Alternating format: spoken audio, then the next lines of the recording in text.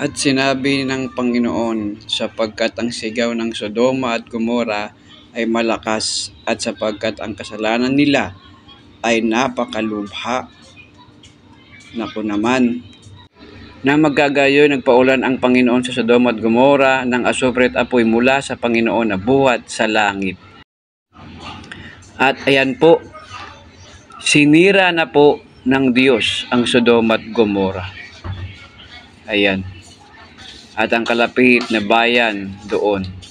At dito sa 2 Peter, pinarusahan niya ng pagkalipol ang mga bayan ng Sodoma at Gomora na pinapaging abo ng maging halimbawa sa mga nagsipamuhay ng masama. Ayan. Ganyan po pinarusahan ng Diyos ang Sodoma at Gomora dahil sa kanilang mga masasamang gawain. At maging sa panahon ngayon ay marami rin pong gumagawa sa mga bayan, bansa ng ganitong bagay na hindi po kalugod-lugod sa harapan ng Diyos. Kaya po pinaparusahan ng Diyos ang mga taong hindi talagang sumusunod sa mga utos ng Panginoon.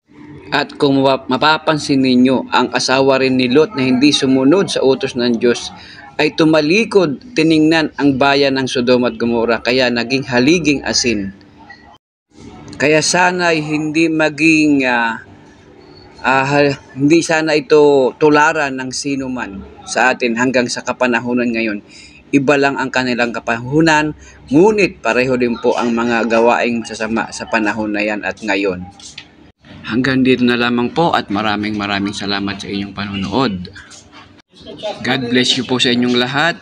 Please comment down below. And like and share na rin po para po marami pang makapanood sa mga bidyong itong ating i-upload. Salamat po ng marami. God bless you all.